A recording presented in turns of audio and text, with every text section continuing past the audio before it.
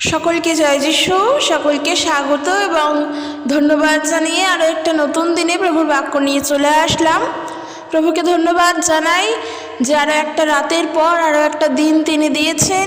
এই দিনে আমরা প্রত্যেকে সুন্দরভাবে প্রভুতে রয়েছি এবং ঈশ্বরকে ধন্যবাদ দিই আরও একটা দিন আরও একটা রাতের পর আমাদেরকে তিনি দেখতে দিয়েছেন বলে। এবং তোমাদের সবাইকে ধন্যবাদ দিই, প্রভুর বাক্য তোমরা শুনছো, প্রভুর বাক্যের প্রতি তোমরা ধ্যান দাও এবং প্রভুতে তোমরা চলছো। বিশ্বাস করি প্রভুতে যে আমরা প্রত্যেকে সুন্দরভাবে প্রভুর জন্য আরাধনা করতে পারি, প্রভুতে আমরা সুন্দরভাবে বৃদ্ধিপ্রাপ্ত হচ্ছি। তো বন্ধুরা, চলো আজকের ভিডিও শুরু করি। আজকের যে বিষয় নিয়ে আলোচনা করব তা হলো, যারা আমরা পরিবারে একা থেকে প্রভুতে বিশ্বাস করি, আমরা কিভাবে প্রভুতে চলব। দেখো, এই বিষয়টা হয়তো শুনতে গেলে মনে হয় যে খুব কমন একটি বিষয়, কিন্তু বিষয়টা খুবই কঠিন। যে তার পরিবারে থাকে এবং সেই পরিবারের মধ্যে থেকে সে একা প্রভু যিশুকে জানে, প্রভু যিশুকে বিশ্বাস করে, তার পথে চলতে চায়, তার জন্য সেই পরিবারে একা থেকে প্রভুতে চলা খুবই কষ্টকর একটি বিষয়। কেন হবে না? তার কারণ দেখো, আমরা যেমন পরিবেশ থেকে বড় হয়েছি, আমরা যেমন পরিবেশের মধ্যে থাকি, আমরা আমাদের বাড়িতে থাকি, আমরা যেই জায়গায় থাকি, আমাদের পরিবেশ, আমাদের এলাকা, আমাদের জায়গা তো সেই রকম নয়, সম্পূর্ণভাবে অন্য ধারায় চলছে। আমরা আজকে প্রভু যিশুকে বিশ্বাস করেছি, তাই আমার পরিবার আজকে বিশ্বাস করেছে, তাই আমরা প্রভুকে জেনেছি, আমার পরিবার প্রভু যিশুকে জেনেছে। কিন্তু তার মানে তো এটা নয় যে আমার পরিবার বিশ্বাসী হয়েছে, ঠিক আছে, তার সাথে সাথে আমার প্রতিবেশী, আমার পাড়া, সমগ্র এলাকা প্রভুকে জানছে না, এমনটা নয়। এমনিতেই মানুষ খ্রিস্টকে বাদ দিয়ে বেশিরভাগ সময় খ্রিস্টান ধর্ম নিয়ে মাতামাতি করে, খ্রিস্টকে ছেড়ে দিয়ে খ্রিস্টান ধর্ম নিয়ে বেশি কথা বলে। আর সেই জায়গায় দাঁড়িয়ে প্রভু যীশু খ্রিস্টকে তো তারা বিশ্বাস করতে চায়ই না, কারণ তারা বলে এই খ্রিস্টান ধর্ম বিদেশিদের ধর্ম। ওই যে বললাম, খ্রিস্টকে ছেড়ে খ্রিস্টান ধর্ম নিয়ে বেশি মাতামাতি করে মানুষ, এটা করে। আর সেই জায়গায় দাঁড়িয়ে যখন একা পরিবারে থেকে আমরা কেউ খ্রিস্ট বিশ্বাসী আছি, তাহলে আমাদের জন্য কতটা কষ্টকর, কতটা কঠিন প্রভুতে চলা। কারণ আমার পরিবারে আমি একা প্রভুকে জানি, আমার পরিবারে আমার মা জানে না, আমার বাবা জানে না, আমার ভাই জানে না, আমার বোন জানে না, কিংবা আমার স্ত্রী জানে না, আমার হাজব্যান্ড জানে না, হতেই পারে। তো সেই জায়গায় দাঁড়িয়ে প্রভুতে চলা সত্যি কঠিন। এবং যে একা প্রভু যিশুতে, তখন তার উপরে সমস্ত দায়িত্ব এসে পড়ে। কীরকম দায়িত্ব? কোন দায়িত্ব? প্রভুতে চলার বিষয়ের দায়িত্ব, বিশ্বাসে স্থির থাকার দায়িত্ব, প্রভুতে বেড়ে ওঠার দায়িত্ব, প্রভুর বাক্যের প্রতি ধ্যান দিয়ে তাতে চলার দায়িত্ব। এই সব দায়িত্ব তখন তার উপর একা এসে পড়ে। যখন আমরা একজন বিশ্বাসী মণ্ডলীতে গিয়ে 10 জন বিশ্বাসীর সাথে প্রার্থনা করি, তখন যদি আমার বিশ্বাসের জায়গায় কোনোভাবে আমার সন্দেহ আসে, কিংবা আমার বিশ্বাসের জায়গা থেকে যদি কোনোভাবে সরে যায়, তাহলে ওই 10 জনের সাথে যে প্রার্থনা করছি, ওই সমস্ত বিশ্বাসী আমাদেরকে হেল্প করে। ঠিক সেই রকম যদি তোমার পরিবারেও সেরকম হয়, তোমার পরিবারের আজকের 5 জন ফ্যামিলি, এই 5 জন ফ্যামিলির মধ্যে যদি 4 জন প্রভুকে জানো আর ওই বাকি 1 জন জানে না, এই 5 জন তাকে সাহায্য করতে পারে। কিংবা 4 জনের ফ্যামিলিতে তুমি প্রভুকে জানো আর তোমার পরিবার পুরোই জানে, অর্থাৎ 4 জনই প্রভুকে জানো, কিন্তু কোনোভাবে হয়তো তুমি দ্বিপথে হাঁটছো, হয়তো কোনোভাবে প্রভুর পথ থেকে সরে গিয়ে অন্য পথের চিন্তা শুরু করেছো। তখন কি হয়, তোমার পরিবারে যারা বিশ্বাসী থাকে তারা সবাই তোমাকে সাহায্য করে, কারণ আমরা প্রভুতে একে অপরকে বৃদ্ধি করব, গড়ে উঠব, তখন সবাই সাহায্য করে। কিন্তু তুমি একা যদি বিশ্বাসী হও আর সবাই যদি অবিশ্বাসী হয়, তখন ভাবো, তুমিই যদি তোমার বিশ্বাসের জায়গায় কিছু সন্দেহ আসে, তখন কিন্তু তোমার পরিবার তোমাকে বলতে পারবে না, বোঝাতে পারবে না। আর সেই জন্য সেই জায়গায় দাঁড়িয়ে পরিবারে একা খ্রিস্ট বিশ্বাসী হওয়া খুবই কঠিন আর খুবই কষ্টকর। আজকের আমি সেই বিষয়েই বলবো যে তখন আমাদের কি করা উচিত। দেখো, আবারও বলছি, বিষয়ে আমি আলোচনা করতেই পারি, ওই টপিক নিয়ে আমি আলোচনা করে তোমাদেরকে বলতেই পারি, কিন্তু যখন তুমি পরিবারে একা ওই একা সময় দাঁড়িয়ে যেই সময় সেটা তো তুমি ফিল করতে পারছো, সেটা তো তুমি বোঝো সেই সময়টা তোমার জন্য কতটা কষ্টকর। তাই জন্য বলছি, আমি তো বলবো অবশ্যই, কিন্তু তোমার জায়গায় তোমাকেই দাঁড়িয়ে থাকতে হবে, কষ্ট তোমাকেই পেতে হবে, সহ্য তোমাকেই করতে হবে, অতিক্রমও তোমাকেই করতে হবে। কিন্তু আমি তো তোমাকে সাপোর্ট অবশ্যই করব, কারণ আমিও বিশ্বাসী, তুমিও বিশ্বাসী, তোমরাও বিশ্বাসী। একে অপরকে আমরা সাপোর্ট করব, একে অপরকে আমরা বিশ্বাসে গড়ে তুলব, কারণ আমরা ঈশ্বরকে বিশ্বাস করি, আমরা ঈশ্বরকে বিশ্বাস করি, আমরা ঈশ্বরের সৃষ্টি বস্তুকে বিশ্বাস করি না। আর ঈশ্বরকে বিশ্বাস করা মানে কোনো চুরি করা না, কোনো পাপ করা না, কোনো ডাকাতি করা না, কোনো খুন করা না। তাই ভয় পাওয়ার কোনো কারণ নেই। আমরা যেন ভয় না পাই। ভয় আসে কেন আসে? কারণ মনে করব যে আমার সঙ্গে যদি তার সম্পর্ক নষ্ট হয়ে যায়। আমি একটা জিনিস বুঝে পাই না, আমাদের মনেও বা এই চিন্তাগুলোও বা কেন আসে? আমরা তো ঈশ্বরকে বিশ্বাস করছি, আমরা তো প্রভুকে বিশ্বাস করি, তাহলে এই ধারণাগুলোই বা আমাদের মনে কেন আসে? আমি এটাই বুঝতে পারি না। এগুলো কেন চিন্তা আসে যে যদি তার সাথে আমার সম্পর্ক নষ্ট হয়ে যায় ঈশ্বরকে বিশ্বাস করার ফলে? আমি আজকের প্রভু যিশুকে জানি, তাকে আমি প্রভুর কথা বলতে পারছি না, একটা ভয় কাজ করছে। এই যে এই ভয়টা কেন আসে আমি নিজে বুঝতে পারি না। আমি তোমাদের থেকে উত্তর চাই, হয়তো এটা আমার মধ্যেও আসে, কিন্তু কেন? আমরা তো খুন করছি না, পাপ করছি না, ভুল করছি না, তবুও কেন ভয়টা আসছে? সে সাহসটার জন্য প্রার্থনা করতে হবে, যেন প্রভু আমাদেরকে সেই সাহসটা দেয়। কারণ এই একটা চিন্তা আসে, কারণ কেন ভয়টা আসছে? ভয়টা আসছে কারণ ওরা তো জানে না প্রভু যিশুকে। ওদের কাছে প্রভু যিশু বিদেশীদের ঈশ্বর, এর বাইরে কিছু নেই। এবার আমি যখন তার কাছে গিয়ে তার কথা বলতে যাচ্ছি, তারা মনে করবে আমরা বিদেশীদের ঈশ্বরকে আরাধনা করি, সে বিদেশীদেরই। কিন্তু আসলে যে সে কাদের সেটা তো ওরা জানে না, এই জন্য ভয়টা আসে। তাই আমরা প্রার্থনা করব যেন প্রভু আমাদেরকে সাহস দেন। তো আমি যেটা বলছিলাম, যেটা বিষয় ছিল যে পরিবারে একা থেকে যখন প্রভুকে বিশ্বাস করো, সেই জায়গাটা কতটা কষ্টকর হয় সেই জায়গাটা একমাত্র ওই ব্যক্তিটিই জানে যে কিনা বিশ্বাসী, প্রভু যিশুতে একা পরিবারে বিশ্বাসী। তার জন্য হয়তো তাকে অত্যাচারও সহ্য করতে হয়। তবে সেই অত্যাচার যে সবসময় শারীরিকভাবে আসে, শারীরিক বলতে যা বলতে চাইছি, প্রভু যিশুতে আমরা বিশ্বাস করি বলে অনেকে হয়তো বাড়ির বাইরে আছি, পরিবার হয়তো তাকে ত্যাগ করেছে, বাড়ি থেকে বের করে দিয়েছে, তার উপরে অত্যাচার করা হচ্ছে। আবার প্রভু যিশুতে বিশ্বাস করি বলে হয়তো আমাকে আমার বাড়িতে থাকতেই দেওয়া হয় না। এই সব সময় যে এইরকমভাবে অত্যাচার আসে তা কিন্তু নয়, মেন্টালি অত্যাচারও আসে, মানসিকভাবেও আমরা অত্যাচারিত হই যিশুতে থেকেই, যিশুরই জন্য। তো প্রভুকে ধন্যবাদ দাও প্রথমত যে তুমি প্রভু যিশুর জন্য অত্যাচারিত হচ্ছ, কষ্ট হচ্ছে, সেই সময়ের একটা কষ্ট, কিন্তু এইটার জন্য ধন্যবাদ দাও যে তুমি অত্যাচারিত হচ্ছ। কারণ হয়তো এই সুযোগ সবাই পায় না। প্রভুকে বিশ্বাস করে, ঈশ্বরের অনুগ্রহতে সে বিশ্বাসী হয়ে ওঠে, আর তার পরিবারও বিশ্বাসী হয়।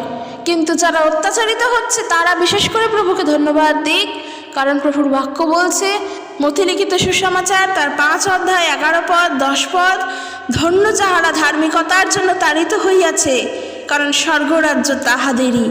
ধন্য তোমরা, লোকে যখন আমার জন্য তোমাদিগকে নিন্দা ও তাড়না করে এবং মিথ্যা করিয়া তোমাদের বিরুদ্ধে সর্বপ্রকার মন্দ কথা বলে। 12 পদে বলছে, আনন্দ করিও, উল্লাসিত হইও, কেননা স্বর্গে তোমাদের প্রচুর পুরস্কার। এ কথা কে বলছেন? এ কথা প্রভু যিশু তিনি নিজে বলছেন। তাই আমরা যে প্রভু যিশুর জন্য তাড়িত হতে পারছি, সে আমার পরিবারের থেকে হোক, আমার প্রতিবেশীর থেকে হোক, আমার বন্ধুবান্ধবের থেকে হোক, তার জন্য ঈশ্বরকে ধন্যবাদ দিই। কেননা তিনি বলছেন, ধন্য তাহারা যাহারা আমার জন্য তাড়িত হয়। প্রভু যিশুকে জানি বলে যদি আমরা তাড়িত হই, সত্যি আমরা ধন্য, কেননা আমরা প্রভু যিশুর নামের জন্য তাড়িত হচ্ছি। এতে ঈশ্বরের গৌরব হয়, এতে কোনো নিন্দা হয় না। হয়তো কষ্ট আসে আমাদের জীবনে, ওই সময়ের জন্য কষ্ট ঠিক পেরিয়ে যায়। দেখো বাক্য থেকে পড়ব, মথিলিখিত সুসমাচার তার 10 অধ্যায় 16 পদ থেকে কষ্টের বিষয়ে প্রভু যিশুর সতর্কবাণী কি করছেন। দেখো বলছে কি, সাবধান, দেখো প্রভু যিশু বলছেন, কেন্দুয়ার মধ্যে যেমন মেষ, তেমনি আমি তোমাদিগকে প্রেরণ করিতেছি। অতএব তোমরা সর্পের ন্যায় সতর্ক এবং কপটের ন্যায় অমায়িক হও। কিন্তু মনুষ্যদের হইতে সাবধান থাকিও, কেননা তাহারা তোমাদিগকে বিচার সভায় সমর্পণ করিবে এবং আপনাদের সমাজগৃহে কোড়া মারিবে। এমনকি আমার জন্য তোমরা দেশাধ্যক্ষ রাজাদের সম্মুখে তাহাদের ও পরজাতিগণের কাছে সাক্ষ্য দিবার জন্য নিত হইবে। কিন্তু লোকে যখন তোমাদিগকে সমর্পণ করিবে, তখন তোমরা কি রূপে বলিবে, কি বলিবে, সে বিষয়ে ভাবিত হইও না, কারণ তোমাদের যাহা বলিবার তাহা সেই দণ্ডেই তোমাদিগকে দান করা যাইবে। সত্যি মহান জীবিত ঈশ্বরের গৌরব হোক, তিনি যে আমাদের সমস্ত কিছুর যোগানদাতা ঈশ্বর, এর থেকেই প্রমাণিত। প্রভু এখানে কি বলছেন? প্রভু বলছেন যে দেখো, নেকড়ের পালের মধ্যে মেষের মতো তোমাদেরকে পাঠাচ্ছি। একটু বোঝার চেষ্টা করো, একটু ডিপলি ভাবার চেষ্টা করো। নেকড়ের পালের মধ্যে মেষ, কোথায় নেকড়ে বাঘ তার সাথে মেষের কথা বলছে? এখানে তো বলতেই পারতেন তিনি সিংহের ন্যায় আমি তোমাদের প্রেরণ করছি, কিংবা বাঘের ন্যায় যারা গর্জন করতে পারে। না, তিনি তা বলছেন না। তিনি বলছেন মেষের মতো তোমাদেরকে পাঠাচ্ছি, নেকড়ের পালের মধ্যে। নেকড়ে বাঘ হিংস্র, তার মধ্যে মেষ। তো সেই মেষকে তো তারা সহজেই আসবে ধরতে, সহজেই সেই মেষকে তারা খেতে আসবে। আর যেমনটা হয়, আমরা এই সমাজে প্রভু যিশুতে চলছি, আমাদের চারিপাশে নেকড়ে বাঘ। আর এই নেকড়ে বাঘের মধ্যে থেকে প্রভু আমাদেরকে মেষের মতো প্রেরণ করেছে, যেই মেষের গায়ের লোম কাটার সময়ও মেষ কোনো কথা বলে না। আমরা যখন শীতকালে উলের পোশাক পরি, ওই তো সব এই ভেড়ার লোমের থেকেই হয়, মেষ বা ভেড়া যাই বলো, ওই লোমের থেকেই তো আমরা পোশাক পরছি, টুপি পরি, প্রসাধনী দ্রব্য যেগুলো আছে, সোয়েটার, মাফলার, শীতকালে সব ব্যবহার করি। এই মেষের যখন গায়ে থেকে লোম কাটা হয়, সেই সময়ও সে নীরব থাকে, তখনও তার মুখ থেকে কোনো কথা বেরোয় না, সে কোনো চিৎকারও করে না। সে সৃষ্টি হয়েছে এভাবে। ঈশ্বর তাকে এতটাই নম্রভাবে, নতভাবে, শান্ত প্রকৃতির করে সৃষ্টি করেছেন। আর প্রভু যিশু তিনি নিজে মেষশাবক। যখন তাকে আঘাত করা হলো, ঠিক যেমন মেষশাবক চুপ থাকে, প্রভু যিশুও কিন্তু তিনি চুপ ছিলেন। আর আজকের যখন আমরা সেই যিশুরই অনুসারী, অনুগামী, তখন তো আমাদের মেষ হতেই হবে। চারিপাশের মানুষ আমাদের ওপর অত্যাচার করবে, চুপ তো আমাদেরকে থাকতেই হবে, কেননা এটা আমাদের শিক্ষা। আমাদের প্রভু আমাদেরকে শিক্ষা দিয়েছেন। জগতের মানুষ বলে খ্রিস্টানরা, খ্রিস্ট বিশ্বাসীরা কোনো কথা বলে না, ওরা ভয় পায়। ওরা ভয় পায়, ওরা কিছু কথা বলে না বলে ওরা ভয় পায়, ওরা তর্ক করে না। এরকম কথা আমি দেখেছি, আমি শুনেছি। তারা এইটুখানি বোঝে না যে ঈশ্বর তিনি চান যেন আমরা শান্ত থাকি, তিনি চান যেন আমরা কারোর সাথে গণ্ডগোল না করি, প্রত্যেককে ভালোবাসতে জানি। তর্ক করলে, যুদ্ধ করলে, বাকবিতণ্ডা করলে কি হবে? অপরপক্ষের মানুষের সাথে সম্পর্ক খারাপ হবে।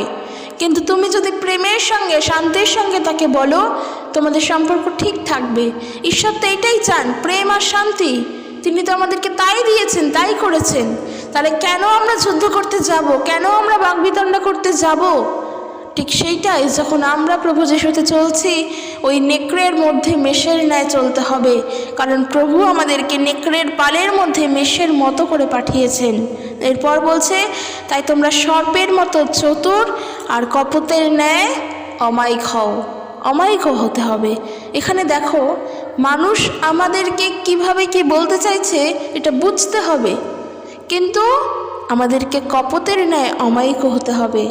আমি তার চতুরতা, আমি তার চালাকিটা ধরে ফেলতে পারলাম। সে আমার বিরুদ্ধে কি করতে চাইছে, তার চালাকিটা আমি বুঝতে পারলাম, কিন্তু তার চালাকিটা বুঝে গিয়ে তার সাথে যুদ্ধ করব না, বাকবিতণ্ডা করব না। কারণ বাক্য বলছে কপটের ন্যায় অমায়িক হও। যারা প্রভুকে একা জানো পরিবারে থেকে, সেই জন্য সমস্যা, চিন্তা করছো, দেখো তোমার পরিবার তোমার সম্পর্কে কি ভাবছে সেটা তোমাকে বুঝতে হবে, সেটা তোমাকে বুঝতে হবে। চতুরতায় থাকতে হবে, চালাকি বুদ্ধি রাখতে লাগবে। কারণ ঈশ্বর আমাদেরকে জ্ঞান, বোধ, বিচার সব কিছু করার যে ক্ষমতা দিয়েছেন, মানুষকে চিনতে শিখতে হবে, চালাকি হয়ে চলতে হবে, অর্থাৎ চাতুরতায় চলতে হবে। তবে চাতুরতায় চলতে গিয়ে, চোখ কান খোলা রেখে চলতে গিয়ে যেন কারোর সম্পর্কে আমরা পাপ না করে বসি, মন্দ কথা না বলি, খারাপ কথা না বলি, খারাপ ব্যবহার যেন না করি। কারণ আমাদেরকে কপটের ন্যায় অমায়িক হতে হবে, তাদেরকে প্রেমে, তাদেরকে শিক্ষায়, প্রভুর ভালোবাসায় শেখাতে হবে। তবে তো তারা বুঝবে, তাহলে তো তারা বুঝবে। দেখো, তারা তো শিশু, কারণ তারা যিশুকে জানে না। প্রভু যিশুকে জানলে আস্তে আস্তে বড় হবে, তারপরে তারা শিখবে, তারপরে তারা আস্তে আস্তে বেড়ে উঠবে। তো যারা শিশু, যারা একটা বাচ্চা, ছোট্ট বাচ্চা যে কিছুই বোঝে না, যে নির্বোধ, তাকে তো প্রেমের সঙ্গে, ভালোবাসার সঙ্গে বোঝাতে হবে। তবে তো সেই শিশুটা ভালোবাসা পেয়ে তোমার কাছে আসবে। ঠিক একইভাবে আজকে তোমার পরিবারে তোমার বাবা মা কি, তোমার স্ত্রী কি, তোমার হাজব্যান্ড বা যেই বলো, তারা সত্যি শিশু। তারা ঈশ্বরের বিষয়ে কিছু জানে না, কিছুই জানে না। তাদের আত্মাগুলো এখনো মৃত। তাদের সাথে যদি আমাদের ভালোবাসায়, আমাদের প্রেমে যদি না বোঝায় যে প্রেম ঈশ্বর আমাদের করেছেন, তারা কেন আসবে আমাদের কাছে, কেন শুনতে আসবে? তার জন্য ঈশ্বরের প্রেম তাদের কাছে দেখাতে হবে। সেই জন্য বলছি, সেই জন্য বলা, কপটের ন্যায় অমায়িক হও। এরপর বলছে, কিন্তু লোকেদের থেকে সাবধান থেকো, কারণ তারা তোমাদের গ্রেপ্তার করে সমাজগৃহের মহাসভার হাতেও তুলে দিতে পারে। অর্থাৎ প্রভুতে চলতে চলতে হয়তো আমরা রাজাদের সম্মুখে, দেশাধ্যক্ষের সম্মুখে, এমনকি বড় বড় নেতাদের সম্মুখেও পড়তে পারি। কিন্তু বাক্য আরও বলছে যে, কিন্তু যখন লোকে তোমাদিগকে সমর্পণ করিবে, তখন তোমরা কি রূপে কি বলিবে সে বিষয়ে ভাবিত হইও না। কারণ তোমাদের যাহা বলিবার তাহা সেই দণ্ডেই তোমাদিগকে দান করা যাইবে। কেননা তোমরা কথা বলিবে এমন নয়, কিন্তু তোমাদের পিতার যে আত্মা তোমাদের অন্তরে কথা কহেন তিনিই বলিবেন। কাজেই চিন্তার কোনো কারণ নেই। পিতা ঈশ্বরের আত্মা আমাদের অন্তরে আছে তো, আমাদের সাথে পবিত্র আত্মা আছেন তো, সেই আত্মা কথা বলবেন, বাক্য তিনি জোগাড় করে দেবে। সত্যি মহান জীবিত ঈশ্বরের গৌরব হোক। প্রভুকে ধন্যবাদ দিই, তিনি শুধু খাদ্যের যোগানদাতা ঈশ্বর নন, তার বাক্যের যোগানদাতাও ঈশ্বর। তিনি কোন সময় কি দরকার, কোনো বিষয়েরই জন্য ভাবিত হওয়ার প্রয়োজন নেই। তিনি শুধু আমাদেরকে খাদ্যই যোগান দেন না, তিনি শুধুমাত্র আমাদেরকে সুস্থই করেন না, আমাদের সমস্ত কিছু তিনি জানেন। তাই কোন পরিবারে তুমি একা আছো না প্রভুকে সবাই জানে, তুমি সেই পরিবারে থেকে প্রভুকে কতটা জেনেছো, সব কিছু প্রভু যিশু জানেন। তার জন্য যদি তুমি অত্যাচারিতও হও, সেটাও প্রভু যিশু জানেন। তার দৃষ্টির অগোচরে কিছুই নেই, সব তিনি জানেন, কোনো কিছুই তার অজানা নয়। কাজেই প্রভুর ওপরে বিশ্বাসী থেকে, প্রভুর ওপরে নির্ভর করে তোমার পরিবারে যেভাবে তুমি এগিয়ে চলছো সেভাবেই এগিয়ে চলো। আর এই বিষয়ে এই লক্ষ্যে স্থির থাকো, আমার পরিবারকেও আমি প্রভুর কথা বলবো, আমি প্রভুতে বিশ্বাস করি, আমার পরিবারও একদিন প্রভু যিশুতে বৃদ্ধিপ্রাপ্ত হবে। এই বিশ্বাসের নিজের মনের থেকে নিজে দৃঢ় থাকো, নিজে স্থির থাকো যে আমার পরিবারও প্রভু যিশুকে একদিন জানবে। হৃদয় থেকে যেই বিষয়ের প্রতি স্থির থাকছো, যেই বিশ্বাসে আছো, হৃদয় থেকে ঈশ্বর সেই বিশ্বাসকে আমাদের পূর্ণতা করেন। কীরকম আমি বলি, এই জিনিসটা আমার সাথে খুব ঘটে, প্রভুকে ধন্যবাদ দিই। ধরো একটা কোনো ভাবনা, যেমন আমি উদাহরণস্বরূপই বলি, যখন আমি প্রভু যিশুকে জানতাম আর আমার মা জানতো, আমার বাবা জানতো না। আমার বাবা তখন সম্পূর্ণভাবে খ্রিস্টের বিপক্ষে হাঁটছে, প্রভু যিশুর বিপক্ষে হাঁটছে। প্রভুকে হয়তো সে বিশ্বাস করতে পারছে না, প্রভু বাইরের ঈশ্বর, বিদেশিদের ঈশ্বর ভেবে, যেটা সাধারণত হয়ে থাকে। আমি আমার পরিবারের কথা বলছি। কিন্তু আমার কোথাও না কোথাও গিয়ে একটা দৃঢ় বিশ্বাস ছিল আমার বাবাও একদিন পরিবর্তন হবে, সেও প্রভু যিশুকে জানবে। বিশ্বাস আমার ছিল। আমার মা সবসময় বলতো যে আমার বাবা প্রভুকে জানতে অনেক দেরি করবে, মণ্ডলীতে যেতে চাইবে না, প্রভুতে আসতে অনেক সময় লাগবে। কিন্তু আমার কোথাও না কোথাও বিশ্বাস ছিল সে পরিবর্তন হবে, অর্থাৎ সে প্রভু যিশুকে জানবে। এই বিশ্বাস ছিল। আমার মা কেন বলতো? পরিস্থিতি দেখে বলতো। কিন্তু আমার হৃদয়ে বিশ্বাস ছিল, প্রভুর ওপরে সম্পূর্ণ বিশ্বাস ছিল। এই বিশ্বাসটা আমি কাউকে বলতাম না, এটা আমার নিজের মনের মধ্যে ছিল। আর এটাই হয়েছে কারণ প্রভু আমার এই বিশ্বাসকে পূর্ণতা দিয়েছেন। যেহেতু আমার বিশ্বাসটা দৃঢ় ছিল। হাজার অত্যাচার করুক, তুমি তোমার পরিবারে থেকে হাজার অত্যাচারিত হও, বিশ্বাসটা রাখো, ঈশ্বর কাজ করবেন। এটা নিজেকে আমি বলছি ঠিকই, এটা মুখে বলা যায় না, এটা সম্পূর্ণ নিজের অনুভবের মধ্য দিয়ে, নিজের বিশ্বাসের মধ্য দিয়ে। আজকে তোমার পা কেটে গেলে তোমার ব্যথাটা তুমি বুঝতে পারছো। আমি তোমার পা কাটাটা দেখে আমি বলতেই পারি কত কষ্ট হচ্ছে, কিন্তু কতটা কষ্ট হচ্ছে সেটা তো তুমি জানো, কারণ তোমার কেটেছে, তুমি ফিল করছো, আমি নই। আমি ওপর দিয়ে দেখে বলছি, পরিস্থিতি দেখে বিচার করে বলছি, কিন্তু কেটেছে তোমার, ব্যথাটা অনুভব তুমি করছো। তাই প্রভুতে বিশ্বাস করা, বিশ্বাসে স্থির থাকা হৃদয় থেকে, এবং প্রভু যখন আমাদের সেই বিশ্বাসকে পূর্ণতা দেন, সেটা একমাত্র সেই বোঝে যে বিশ্বাস করে। এটা বলে বোঝানো যায় না, কিন্তু আমি এটা বলতে পারি, যেহেতু এটা আমার উপলব্ধি হয়েছে, তাই আমি তোমাকে বলতে পারি এটা, যে বিশ্বাসটা তুমিও করো, বিশ্বাসে তুমি স্থির থাকো। আর কখন কি করবে, কখন কি বলবে, কিভাবে চলবে, সবটা প্রভু বলে দেবেন, কারণ আমরা প্রভুকে বিশ্বাস করি। আর আমি সেই জন্যই বললাম, যারা প্রভু যিশুকে একা জানে পরিবার থেকে, তাদের উপরে সব থেকে বেশি দায়িত্ব আসে। আর হয়তো দিয়াবলের কাজও তাদের উপরে সব থেকে বেশি আসে। কেন? কারণ দিয়াবল চায় তাদেরকে মুক্তির পথ থেকে সরিয়ে নিয়ে যেতে। তুমি একা পরিবারে থেকে প্রভু যিশুকে বিশ্বাস করছো, আর দিয়াবল ভাবছো, মনে করবে তুমি একা প্রভুতে চলতে পারবে। তাহলে মনে করো যে তুমি প্রভুতে চলছো আর দিয়াবলের কাজ তোমার উপরে হচ্ছে, সেটা বুঝতে পারছো। তাহলে তোমাকে যিশুতে স্থির থাকার জন্য বিশ্বাসে কতটা দৃঢ় হতে হবে, যার জন্য তুমি স্থির থাকতে পারবে।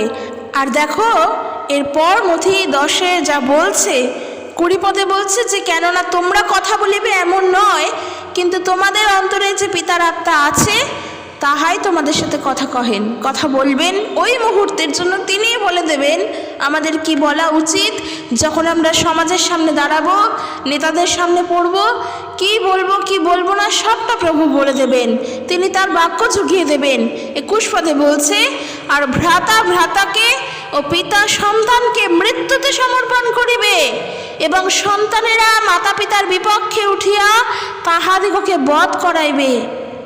এটা ন্যাচারাল, এটা স্বাভাবিক। এটা বললাম যে আমি দিয়াবল কাজ করবে আমাদের জীবনে, যদি পরিবারে একা থেকে প্রভুতে চলি। এইভাবেই হয়তো নিজের পরিবারের মধ্যে থেকেই হয়তো দিয়াবলের কাজ এভাবে আসবে। আর 22 পদে বলছেন তিনি, আর আমার নাম প্রযুক্ত তোমরা সকলে ঘৃণিত হইবে, কিন্তু যে কেহ শেষ পর্যন্ত স্থির থাকিবে সেই পরিত্রাণ পাইবে। তাই আমি যিশুকে বিশ্বাস করে নিলাম, প্রভুকে বিশ্বাস করে নিলাম, পরিত্রাণ পেয়ে গেলাম। আমি সারা জীবন চলতে পারি ইচ্ছা মতো, কারণ প্রভুর পরিত্রাণ আমার সাথে না।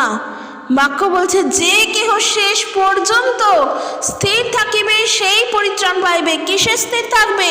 প্রভু যিশুতে স্থির থাকবে। প্রভু যিশুতে স্থির থাকার অর্থ কি? বিশ্বাসে স্থির থাকা। বিশ্বাসে স্থির থাকার অর্থ কি? সকল মুহূর্তে স্থির থাকা। যখন আমার পরিবার আমার বিপক্ষে, আমার বাবা মা আমার বিপক্ষে, আমার স্ত্রী সন্তান, আমার স্বামী, সবাই আমার বিপক্ষে, আমি যদি প্রভুতে চলি বিশ্বাসে স্থির থেকে, এটাই হলো স্থির থাকা। আর শেষ পর্যন্ত যে স্থির থাকবে, বাক্য বলছে সেই পরিত্রাণ পাইবে।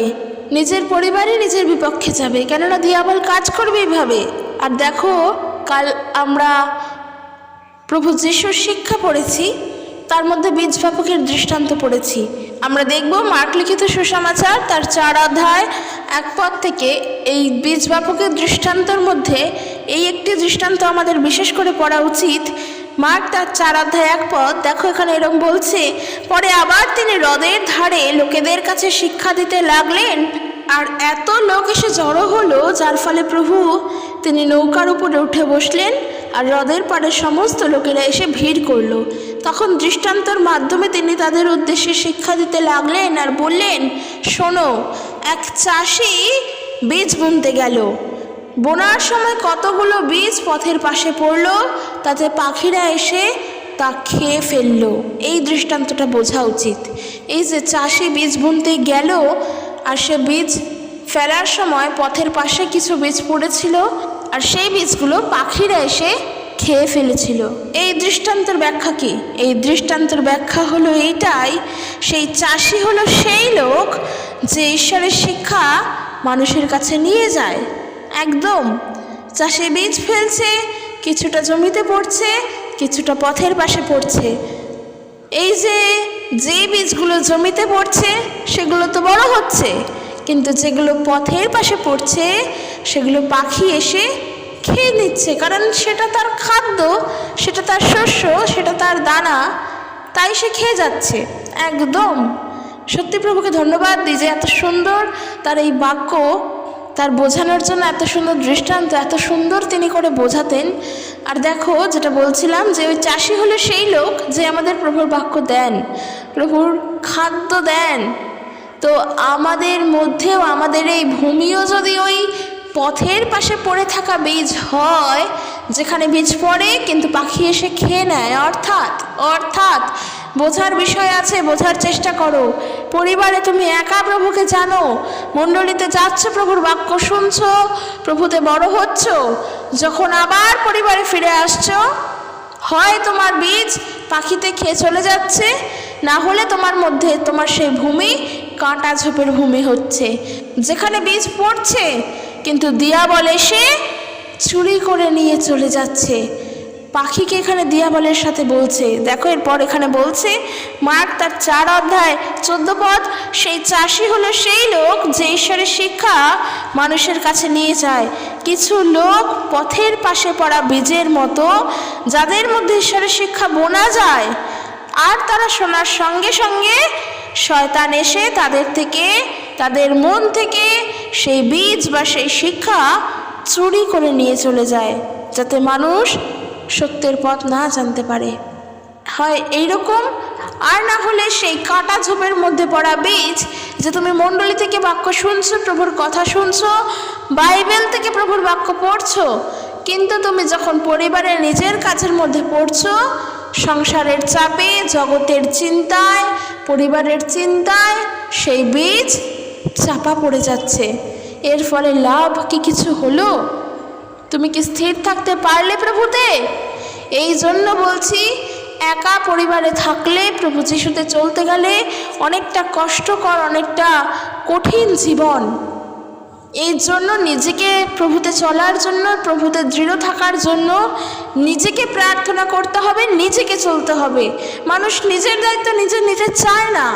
কেন নিতে চায় না? যখন দেখছে তার পরিবারে অশান্তি, সে তৎক্ষণাৎ পাস্টরকে বলে, পালক মশাইকে বলে, যারা ঈশ্বরের শিক্ষা দেয় তাদেরকে বলে প্রার্থনা করার জন্য। আরে বাবা, তোমার সমস্যা সর্বপ্রথম, তোমার খিদা তুমি প্রভুকে জানাও। প্রভু তো খাদ্য যোগান দেবেন, প্রভু তো তোমার কথা শুনবেন। আমরা বলি অনেক সমস্যার মধ্যে আছি, মুক্ত হতে পারছি না, প্রার্থনা আমি করি তো প্রার্থনার উত্তর পাই না, এই ধরনের কথাগুলো আমরা বারবার বলি। কিভাবে আমরা প্রার্থনা করি? রাত জেগে কি প্রার্থনা করি, নাকি সারা দিন প্রার্থনা করি? কতক্ষণ বাক্যে ধ্যান দিই, কতক্ষণ প্রভুর উপরে বিশ্বাসে থাকি সন্দেহ না করে? এই জিনিসগুলো কি করি? প্রভুতে আমরা কি সত্যভাবে চলতে পারছি? যদি আমরা চলতে পারি, তারপরে যদি প্রভু প্রার্থনা না শোনেন, তখন বলতে আসো। কিন্তু আমি একবার প্রার্থনা করেছি, আর আমি আমার একবার প্রার্থনাতেই আমি মনে করছি যে আমার সেই রোগ থেকে আমি মুক্ত হব, আমার ওই চিন্তা থেকে আমি মুক্ত হব, আমার এই সমস্যা থেকে বেরিয়ে আসব। এটা কি কখনো সম্ভব? তুমি ডাক্তারখানায় গিয়ে একবার ওষুধ খাচ্ছ, একবারই ওষুধ আনতে যাচ্ছ, একবারেই সুস্থ হয়ে যাচ্ছ? তার জন্য আবার তোমাকে ডাক্তারখানায় যেতে হচ্ছে, চেক আপের জন্য, আবার ওষুধের জন্য যেতে হচ্ছে। একবার নয়, অনেকবার।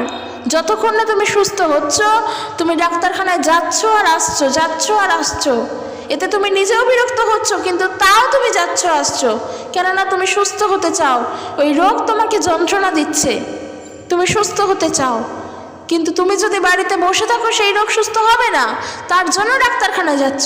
ঠিক একই রকম তুমি উত্তর পেতে চাইছো, তোমার দরকার, তুমি সুস্থতা দরকার, কিংবা শান্তিতে থাকতে চাও, প্রভুতে থেকেও দিয়াবলের হাত থেকে মুক্ত হতে চাও, তার জন্য তো তোমাকে প্রভুর সঙ্গে যুক্ত থাকতে হবে। অনেকটা সময় প্রার্থনা করতে হবে, প্রেমে চলতে হবে। ওই যেমন বললাম, নিজের পরিবারের কাছে প্রভুর কথা বলতে হবে। তোমার খিদের কথা তুমি বারবার বলছো না, আর মনে করছো যেন কেউ তোমার জন্য করে দিলে তা তুমি মুক্ত হবে। সম্ভব এটা কখনো? একবার নিজের দিকে আঙুল দিয়ে দেখো যে আমি কতটা প্রার্থনা করছি, আমার মন থেকে আমি স্থির তো? আচ্ছা, আমি প্রার্থনা নাই করতে পারলাম, আমার হৃদয় থেকে আমি প্রভুতে স্থির আছি তো? কোনো সন্দেহ নেই তো? একবার নিজের হৃদয়ের কথা চিন্তা করো। তুমি হয়তো প্রার্থনা করতে নাই পারো, বাক্য পড়তে নাই পারো, কিন্তু তোমার যে বিশ্বাসে স্থির থাকা, তুমি হৃদয় থেকে সেটা আছো তো? কেননা অনেক মানুষ সেটাও থাকে না, তারা সন্দেহের সঙ্গে বিশ্বাস করে, আর যার জন্য তারা উত্তর পায় না। হৃদয় থেকে তুমি স্থির আছো তো প্রভুর প্রতি, যে যেটা আমার জীবনে হবে সেটা প্রভুই করবেন আর সেটা ভালো হবে। আমি প্রভুতে বিশ্বাস করি, প্রভু আমার জন্য কাজ করবেন, এই ভাবনায় স্থির আছো তো? যদি থাকো তাহলে বলবো প্রার্থনা করার ইচ্ছেটা নিজের থেকেই প্রভু দিয়ে দেবেন। কিন্তু যদি বিশ্বাসেই স্থির না থাকো, সন্দেহপূর্বক থাকো, তাহলে কোনো কালেই প্রার্থনা করে বসেও প্রার্থনা করার সময়ও শান্তি পাবে না। কার কাছে প্রার্থনা করবে? তুমি তো বিশ্বাসই করো না, তোমার তো সন্দেহ রয়েছে। বিশ্বাসের সঙ্গে চাইবে কি করে? আজকের বলছো আমি জানি প্রভু তুমি আমার জীবনে যা করবে সেটাই হবে, আমি যে প্রার্থনা করছি এই প্রার্থনার উত্তরও তুমি দিয়ে দিয়েছো। এই বিশ্বাস যদি না থাকে কি করে প্রার্থনা করবে? তখন প্রার্থনা কি হবে? প্রভুর কাছে কি বলতে পারবে? কারণ তুমি তো বিশ্বাসই করো না যে যেটা তুমি চাইছো সেটা তুমি পেয়ে গিয়েছো। তাহলে কি করে তোমার কথা প্রভু শুনবেন? এই জন্য বললাম, পরিবারে একা থাকলে দায়িত্বটা বেশি আসে প্রভুতে চলার জন্য, কারণ আমাদের ওপরে তখন দিয়াবলের কাজটাও বেশি আসে। দিয়াবল চায় আমি একা তো, আমি একা বলে আমাকে সহজে তার নিজের পথে নিয়ে যেতে। যেখানে একটা গল্প আছে আমরা জানি, একটা লাঠি যেখানে একজনে ভাঙতে পারে না, 5 ভাই মিলে একটা লাঠিকে ভাঙতে পারছে। একতাই বল, গল্পের নীতি কথা। ঠিক একই রকম 10 জন বিশ্বাসী একসাথে থাকলে তাদের প্রার্থনায় দিয়াবল কাজ করতে পারে না। কিন্তু তুমি একা বিশ্বাসী হলে, ঘরের মধ্যে থাকছো, চিন্তা করছো, দিয়াবল কাজ করবে তোমার জীবনে, পরীক্ষা ফেলবে তোমাকে বেশি করে। তার জন্য দরকার প্রভুতে আরও বেশি করে বেড়ে ওঠা। যখন বাক্য পড়বে, প্রার্থনা করবে, একা পরিবারে থেকেই প্রভুর সঙ্গে যুক্ত থাকবে, বাক্যের মধ্যে, প্রার্থনার মধ্যে, দিয়াবল কাজ করতে পারবে। কিন্তু তুমি পড়বে না দিয়াবলের ফাঁদে। কেন পড়বে না? কারণ প্রভুর বাক্য তোমার সাথে, প্রভু যিশু তোমার সাথে। 10 জন বিশ্বাসী থাকার চেয়ে যদি আমার একার সাথে প্রভু আমার থাকেন, তো আমার ওই 10 জন বিশ্বাসীর থেকে আরও শক্তি, কারণ প্রভু যিশু আমার সাথে। তার জন্য আমি কী করছি? বাক্য পড়ছি, বাইবেল পড়ছি, প্রার্থনা করছি। একা পরিবারে একা আমি প্রভুকে একা বিশ্বাস করি, আমি একা বিশ্বাস করেই আমি এই দৃঢ় বিশ্বাসে আছি, দিয়াবল কাজ করলেও আমি সেই কাজের মধ্যে পড়ব না, কেননা বাক্য আমি পড়ছি, বাক্য আমার সাথে আছে। এই বিশ্বাসে দৃঢ় হও। ওই জন্য বললাম, একা বিশ্বাসীর জন্য প্রভু যিশুতে চলা অনেকটা কঠিন, কারণ যে কোনো মুহূর্তে দিয়াবলের ফাঁদ আসতে পারে তার জীবনে, যে কোনো মুহূর্তে সে প্রভুর পথ থেকে সরে যেতে পারে। আর সেই জন্য তার উপরে বেশি দায়িত্ব পড়ে এই বাইবেল পড়ার জন্য, বাক্য পড়ার জন্য, বাক্য মনে রাখার জন্য, প্রার্থনা করার জন্য, আর বাক্যকে নিজের হৃদয়ে রাখার জন্য সব থেকে বেশি দায়িত্ব পড়ে। আমি বিশ্বাস করি আমাদের বিশ্বাসও প্রভুতে ঠিক এতটাই দৃঢ় হয়ে উঠবে। যারা যারা পরিবারে একা থেকে বিশ্বাস করছো, তোমাদের বিশ্বাসও প্রভুতে এতটাই দৃঢ় হবে যে প্রভু তোমাদের সাথে কথা বলবেন, কখন কি বলার দরকার, কারণ ঈশ্বরের প্রেমে আমরা চলবো। তো বন্ধুরা, চলো আজকের ভিডিও এখানে শেষ করছি। ভিডিওটি কেমন লাগলো জানিও। দেখা হবে নেক্সট একটি ভিডিওতে। সকলে সুস্থভাবে থাকো। ঈশ্বরের প্রেম, শান্তি, ভালোবাসা প্রত্যেকের প্রতি বর্তুক। জয় যিশু। Praise the Lord.